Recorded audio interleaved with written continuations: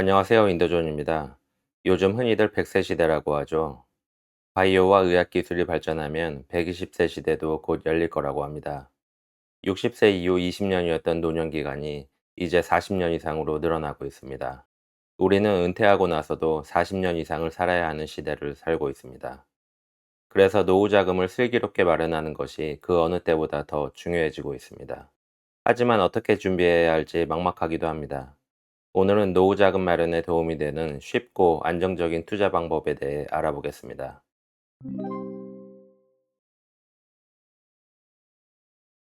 이전 영상 수익과 손실의 비대칭성에서 봤듯이 노후 자금은 크게 욕심을 부리는 것보다는 최대한 손실 가능성을 줄여서 투자하는 것이 중요합니다. 그러려면 위험과 변동성을 줄여야 하는데요. 오늘은 개인 투자자가 포트폴리오의 위험과 변동성을 최대한 줄이는 방법과 안정적으로 노후 자금을 증대할 수 있는 방법에 대해서 알아보겠습니다. 위험과 변동성을 줄이려면 결국 종목 분산이 중요합니다. 계란을 한 바구니에 담지 마라. 분산 투자해라. 리스크를 관리해라. 많이 들어보셨죠?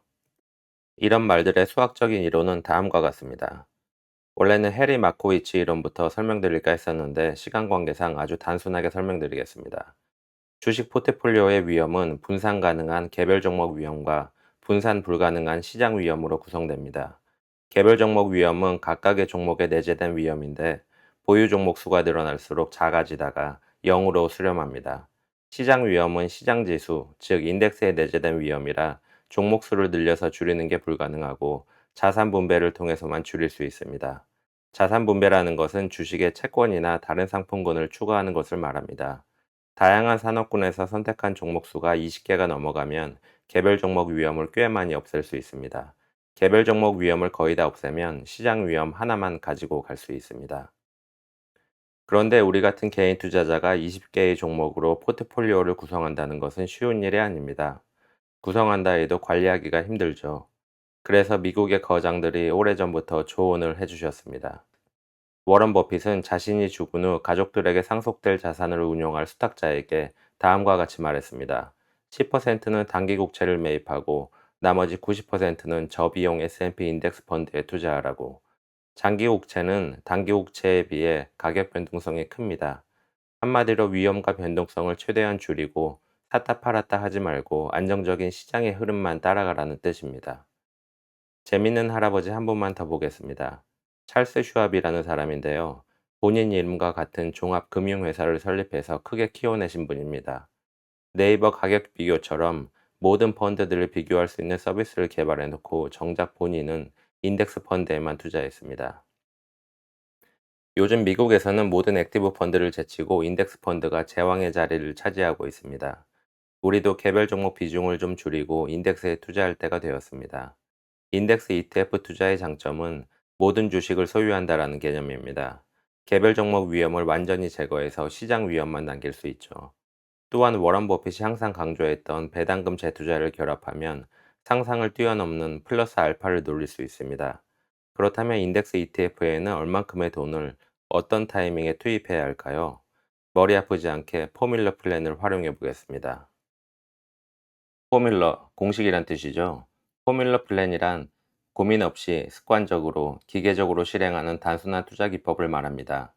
대표적인 것이 정액 분할 매수, 적립식 투자입니다.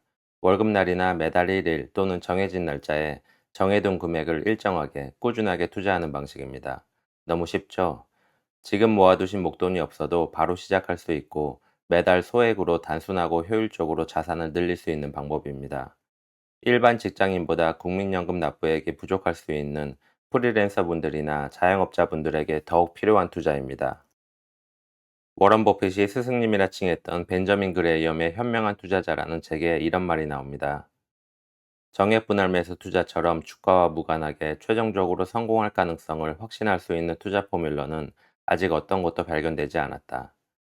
그런데 사실 주식 투자를 한 번도 해보신 적 없는 분들을 포함해서 우리 모두는 정액 분할 매수를 이미 하고 있습니다. 지금 보시는 배경 화면에 있는 건물이 힌트입니다. 바로 국민연금입니다.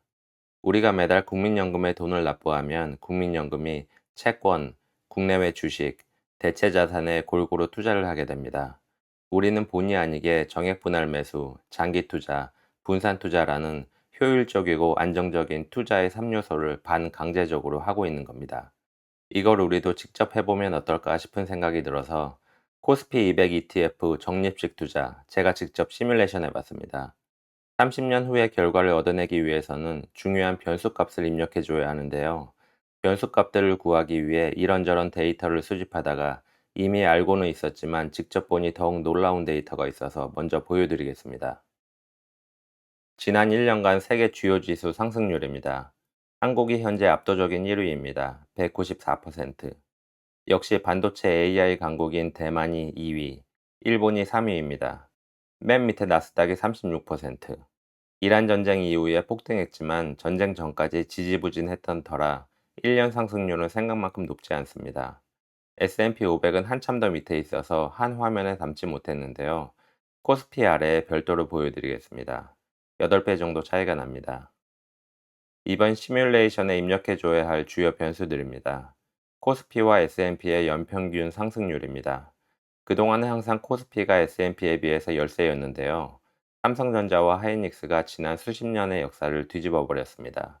이제 모든 기관에서 코스피 우위입니다. 코스피의 지난 10년 평균 상승률은 19.8%인데요. 이 숫자를 시뮬레이션에 사용하면 희망 회로를 너무 과하게 돌리게 됩니다. 그래서 보수적인 관점에서 세 개의 값 중에서 중간값인 11.58%를 사용했습니다. 두 번째 입력 변수는 배당 수익률입니다. 우리가 배당을 받게 되면 배당세 15.4%를 원천 징수한 뒤에 현금을 받게 되는데요. 세전 배당 수익률 2.2%, 세후 1.86%를 가정했습니다. 오른쪽 그래프는 3년 전 자료이긴 한데 각국의 배당 상황을 보기 편해서 가져왔습니다. 세 번째 입력 변수는 시뮬레이션에도 중요하지만 여러분이 ETF를 선택하는 데 기준이 될 수도 있는 ETF 수수료입니다. 보통 각 ETF의 홈페이지에서는 총 보수까지만 보여주는데요. 여기에 기타 비용이 추가되어 TER이 되고 또 사후적으로 매매 및 중개 수수료율이 추가됩니다. 그래서 제일 오른쪽에 있는 실부담 비용을 보시면 됩니다.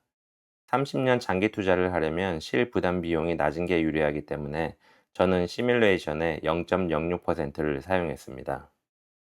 코스피 200 ETF에 매달 30만 원을 30년간 투자하면 총 투자금은 1.08억입니다.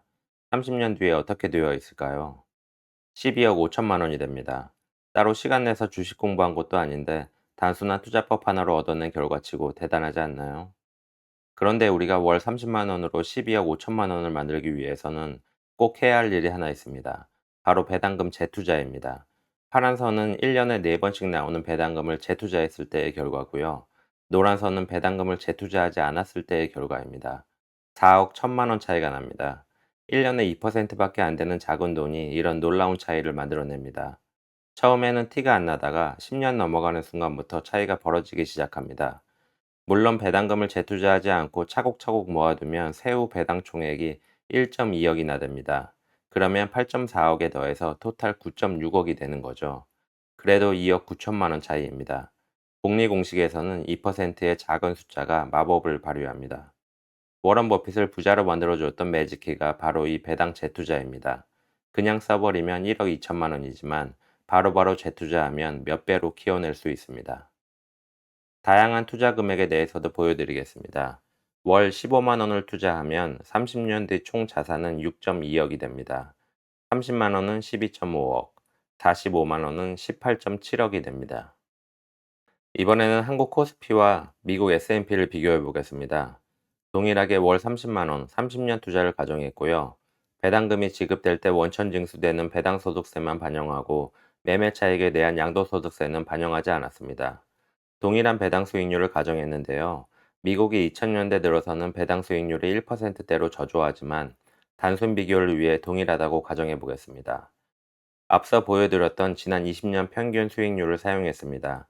미국의 20년 평균 수익률 9.37%는 미국의 지난 100년 평균과 유사한 안정적인 수치입니다. 코스피의 최근 상승이 이례적으로 좋았다는 점을 감안해서 보시면 좋겠습니다. 코스피 200은 12.5억, S&P 500은 8억이 됩니다. 아까 배당 재투자에서 보셨듯 2%의 차이는 복리에서 굉장히 크게 작용합니다. 지금까지 목돈 없이 바로 시작할 수 있는 월 30만 원 적립식 투자로 노후 자금 12억 만들기 시뮬레이션을 해보았습니다. 시뮬레이션은 어디까지나 시뮬레이션일 뿐 하나의 참고 사항으로 봐주시면 될 것 같습니다. 다만 다음 두 가지 포인트는 기억해 두시면 좋습니다. 장기간 적립식 투자로 얻을 수 있는 복리의 효과는 굉장히 크다는 점, 그리고 배당금 재투자가 게임의 판도를 바꾼다는 점, 지난 20년간의 코스피와 S&P 평균 수익률을 입력 변수로 사용했는데요. 20년이면 2006년부터 2026년까지입니다.